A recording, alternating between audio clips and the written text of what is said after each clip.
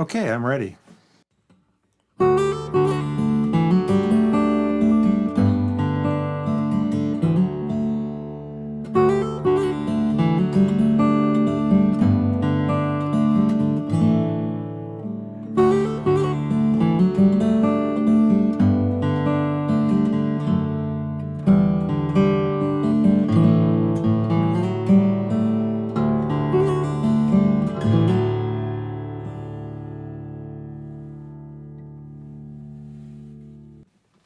Why do people make art and why do people need art? Well, I think everybody has some built-in desire to build things, to create something that didn't exist before, something that's sort of an extension of themselves. And it's also a way to communicate. I think virtually all forms of art are a way to communicate something that maybe you can't put into words. Maybe you don't even know what it is you're trying to communicate, but it's communicating a feeling, an emotion, something at a slightly different level than simply talking to other people. So it's a way of reaching out and sharing yourself with somebody else. As far as why people need art, well, I think art's purpose is largely to inspire. And so without art, we would probably have a far less exciting life, a far less rich life, because we would be lacking that inspiration. There's also, I think, a really important aspect of global communication between people that is facilitated by art. It comes by a shared experience and a shared understanding of things. So for example, if everybody in the world knows about the Mona Lisa or the Eiffel Tower, or we've all seen the same movie or all sang the same song, then that's all part of our collective experience. And I think that forms a very important bond between people.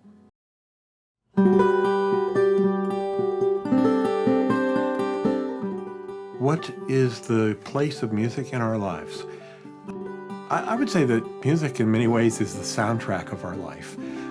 You know, if you've ever seen a movie or a TV show in pre-production mode before they put the music on, it's amazing how flat everything is.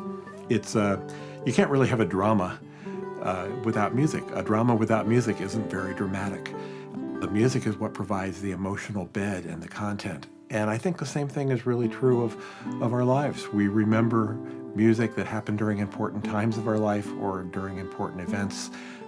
It just provides a source of both joy and sometimes sorrow, but something that does just provide a background that gives meaning to what's going on.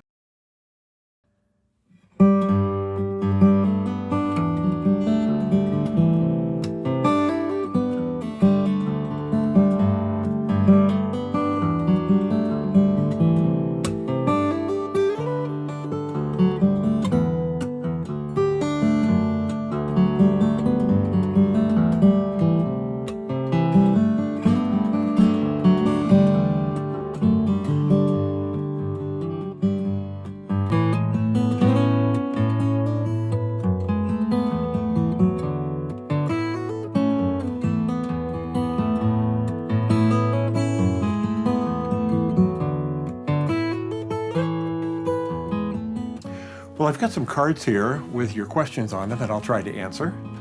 Let's take a look. Most artists struggle, which includes musicians. They struggle artistically and financially. Why do they still do it? Yeah, that's a good question. Why do we still do it? You know, the struggling artistically part, I think, comes with the territory, and it's even part of the appeal. I know that when I'm working on a tune, if it comes too fast, it may not be my best tune. It's the tunes that I actually have to work on and that I hit brick walls and I have to overcome and come up with a creative solution for that turn out to be the best. And of course, every artist is trying to improve over time. So no matter what level you're at, you're always trying to get to the next level. So the entire process of making art is a struggle. And I don't think it's a bug. I think it's a feature. I think it's part of what we're trying to do is to constantly struggle and get better and better and to do something worthwhile.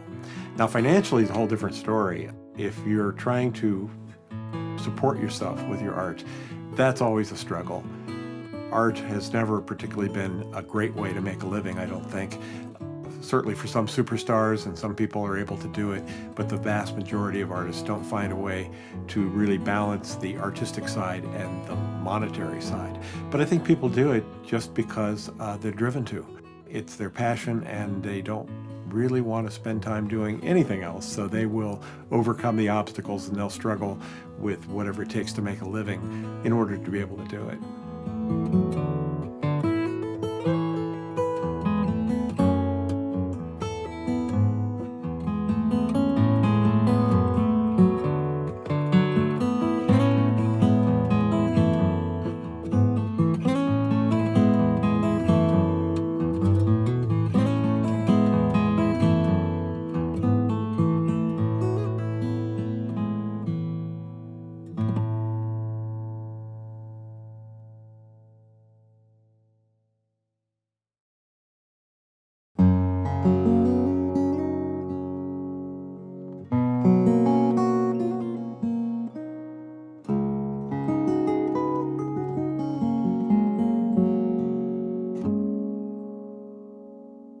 What was the role of music in your life, and how did you get into it?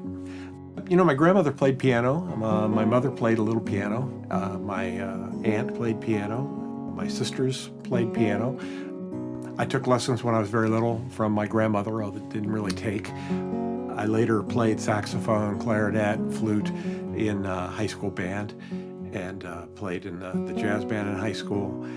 It wasn't until I got into junior high that I got into guitar, but music was just always a part of my life. We were always sitting around playing the piano, up at my grandmother's, sitting around singing. There was music in church and the choir, and so music was all around me.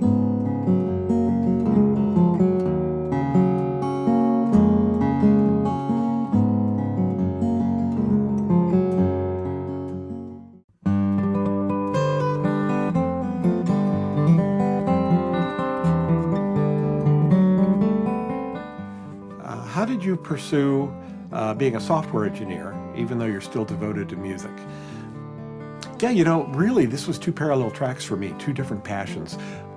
I believe I started to play guitar seriously when I was about 13, and I got my ham radio license when I was 13. I had my own little electronics workshop at home in the basement of my parents' house.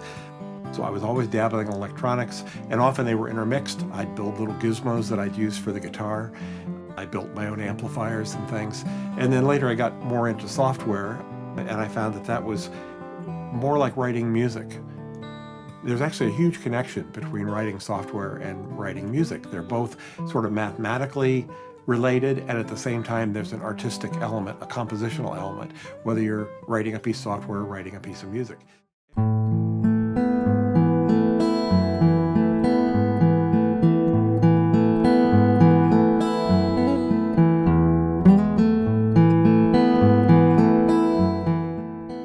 Okay, why guitar? You know, I mentioned that I played other instruments first, and then I picked up the guitar later, and I don't actually know what the appeal was, but sometimes people try different instruments and something takes and something doesn't. With the guitar, I just suddenly went, this is it. This is the instrument I really want to focus on and play. I wore out the carpet in my bedroom at home, sitting playing guitar just like this. So as far as how I got started, I had a little plastic guitar that I started with first, enough to say, well, I'm interested in this. I then went to the Five and Dime in Ravenna, Ohio, took my paper route money. They had 3 different guitars. They had one for $12, one for $25, and the one in the middle was $18. I thought that was the most practical choice, so I spent $18 on my first steel string guitar and started practicing. When I got into high school, or maybe it was junior high, I met 2 other guys at school who played, 2 brothers, and one of them was much better than me. He was taking classical lessons, so I learned a lot from him. And from there, I just started teaching myself. I picked up things from anybody I could. I did take lessons from a jazz guitarist in Akron for a while. I ended up playing in the jazz ensemble at college, where I had to learn a lot, lots of jazz chords and things. Basically just tried to soak up everything I could. Guitar's been around for several centuries. It's kind of evolved out of instruments like the lute during the Renaissance, but the modern type of guitar sort of started taking shape, I think, more in the early 1800s. and the C.F. Martin Company in Nazareth, Pennsylvania was founded in 1833, and they largely pushed a lot of the interesting guitars. Throughout the 1800s, early 1900s, most people played little guitars. In fact, guitars were often played by women, and a very popular type of guitar is now called a parlor guitar, because women would sit in their parlors and they'd entertain their friends and their family, and they were building relatively small guitars for women. But in the early 1900s, Martin started building what is really kind of the guitar as we know it today, building them with steel strings. Before that, they were usually made with nylon strings or something else. And this, in fact, is a 1926 Martin guitar. So it's almost 100 years old. Got a few bumps and bruises here and there, but overall, it's in pretty good shape for a 100-year-old guitar, and it still plays just like a modern guitar. I mean, the music's really important. We're all drawn to the music, but in some ways we're drawn to the guitars almost as much. They're works of art. They're made by people who make physical works of art. And I'm particularly drawn to guitars built by small individual builders, luthiers. They're artists, just like musicians.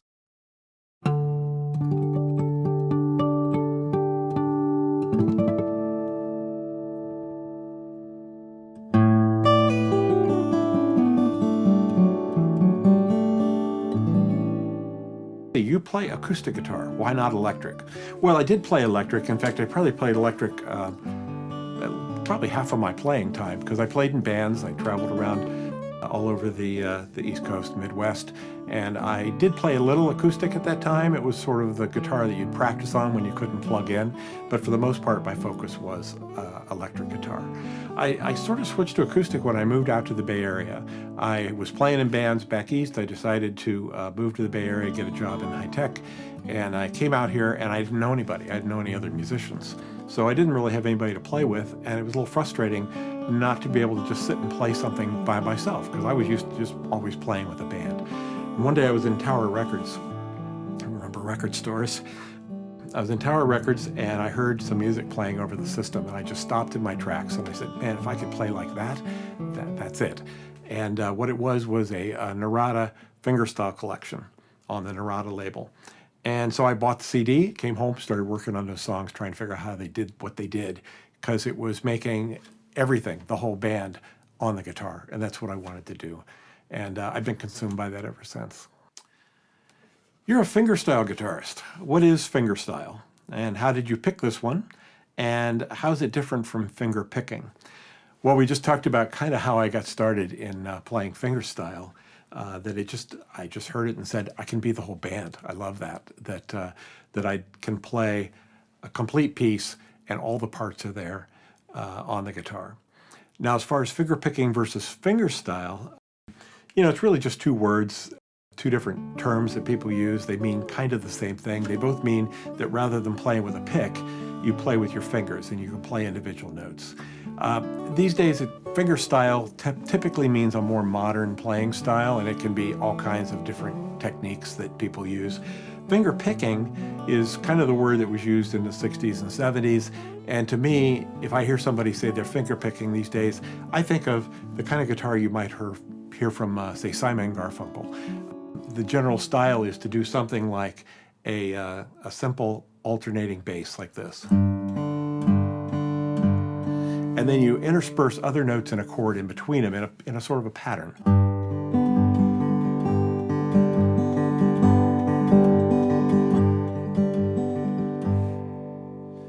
What we do to go beyond that has a lot to do with classical guitars, inspired a little bit.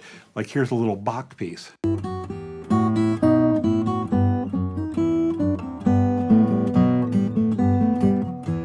So you can hear that's very different than the pattern-based finger picking. That's actually a melody and a bass line, both played together at the same time. Fingerstyle kind of draws on both of those, and really just tries to play all the parts. Plays the melody, plays the bass, plays chords in between. For example, something like, here's one of my tunes.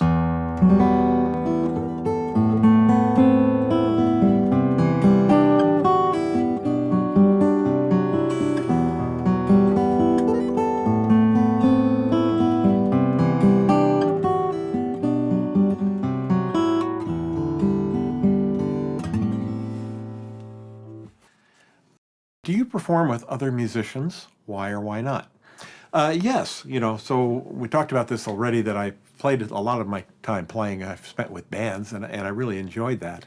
I wanted to be able to play a complete piece by myself. When somebody says, "Oh, you play guitar, play something," I wanted to be able to play a tune and really have total self-control and be able to create the entire song by myself without any help. At the same time, there's something that happens when you collaborate with other people that is really magical, and I'm always thrilled to do that. I put out a CD just before the COVID lockdown with my friend and frequent performing partner, Taya Garkin. We did a CD of duets, just 2 guitars.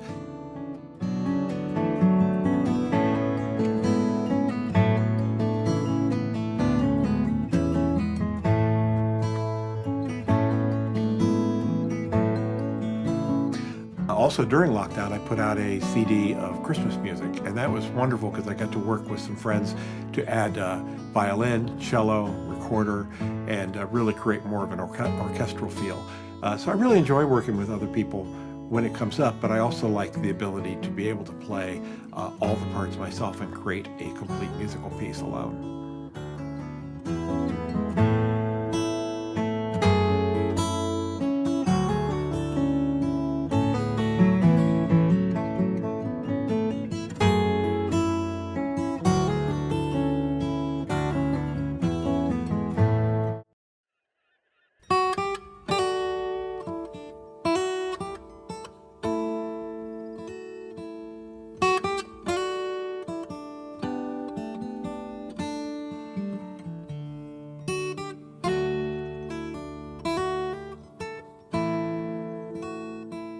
If someone wants to learn guitar, how should they start? And does age matter? No, I don't think age matters. Really, you can start on anything anytime you want. Adults, in spite of, I think, the idea that children learn faster, I actually think adults perhaps learn quicker than children, especially if they're dedicated to it. If you suddenly decide you want to play guitar, you'll do fine no matter what your age is. Guitar is a wonderful instrument to learn because it's extremely easy to start, and yet it's got a challenge that you can pursue all your life and never really master the instrument. But you can learn 3 chords. I could teach you 3 chords in one lesson, and you go home and practice those a little bit until your fingers feel like they're able to move, and you can sing thousands and thousands of songs. You could write a hit song and have a hit and start a great career by learning those 3 chords and learning them very quickly.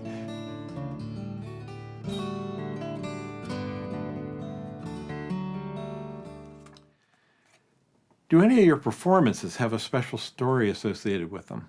The tune that I played earlier, Autumn Roads, that one is interesting because it made a connection. I played that song for quite a while with no title, and I was playing it, I believe it was at a concert at Healdsburg Guitar Festival, and I played it and I said to the audience, I don't have a name for this song yet, but I'm going to play it anyway. And at the end of the song, somebody wrote on a napkin, Autumn Roads, and sent it up. And that was really memorable for me because I looked at it and immediately went, yes, that's what that song's about. That's the feeling that I wanted to evoke with that song. So I knew that I'd connected with at least one person in the audience. And actually I talked to that person afterwards, and I've kept in touch with him ever since. So we made a connection through music that has maintained in person.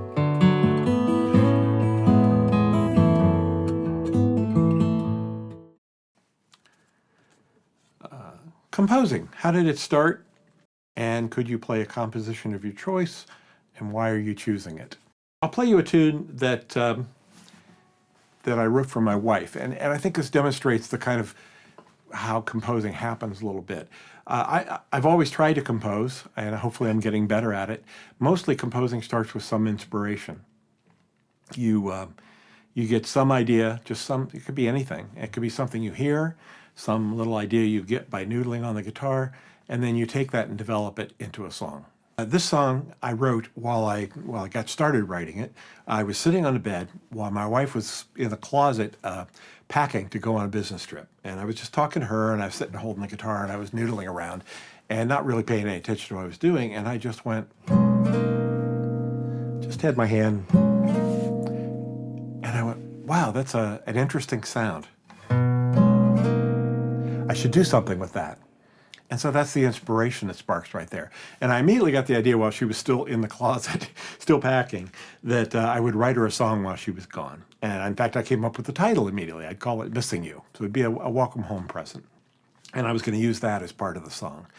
So she got her out the door, and I spent the next 2 days madly trying to finish the song so that I'd have it done and I could play it for her when she got back.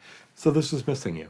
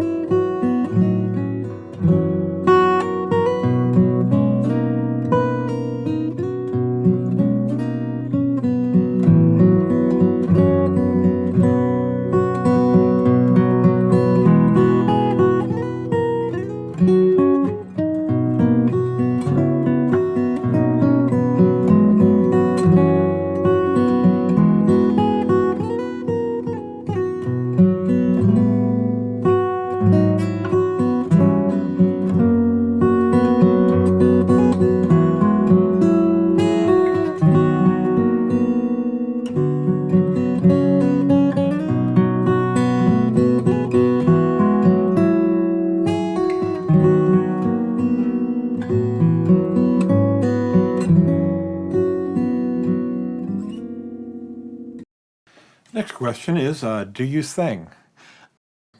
Not anymore, and that's fortunate for everybody involved. I've just always preferred instrumental music. I'm not sure why, it's just always spoken to me. Really, the human voice is the ultimate instrument, and most of us, when we're playing an instrument, are trying to achieve the expressiveness that a vocalist can achieve. So vocalists are one type of instrument, but they're in many ways more expressive than others, and everybody else is sort of trying to catch up. But at the same time, I think I like music that is a little more abstract.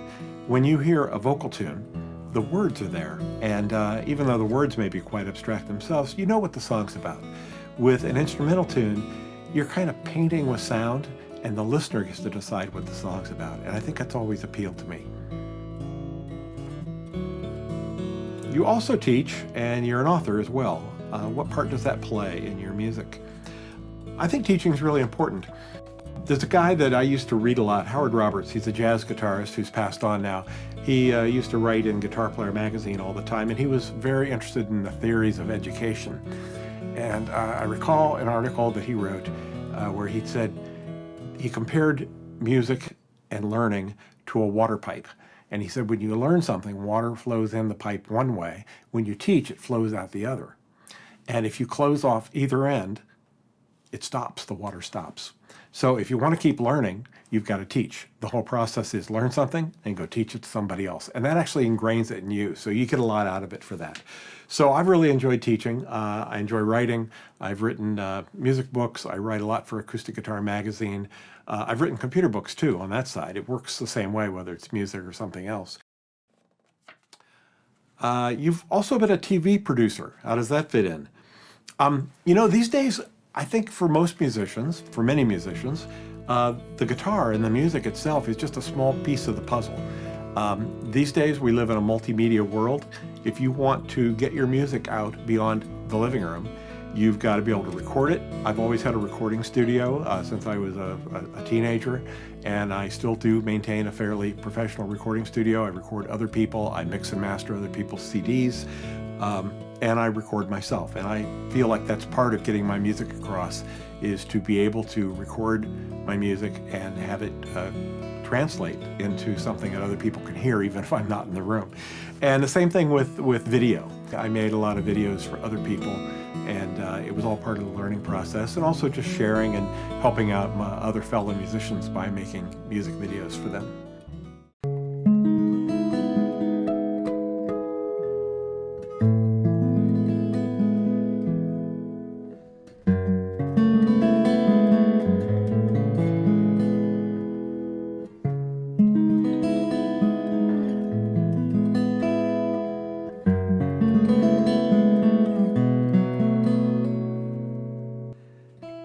If you were asked to describe yourself as a musician in a few words, what would they be? Oh, that's always tough. You know, I had a review once where somebody said that listening to me was like listening to the guitar sing, and I really liked that. So we talked about whether I sang. Maybe what I should say is, yes, I sing, but I sing through the guitar. Maybe that'd be a good description that I would like. Imagine that you can put a note into a time capsule as your musical message. What would you play? Wow. I think I'd just play a tune that conveys a feeling that I like, a tune that I've enjoyed writing. I'll share a tune with you. I wrote this song trying to capture back to the days when I played in bands, and late at night, be in a club and people started emptying out, last call, and things got a little quiet. And I wrote this song as sort of a smoky blues feel, and it's called Closing Time.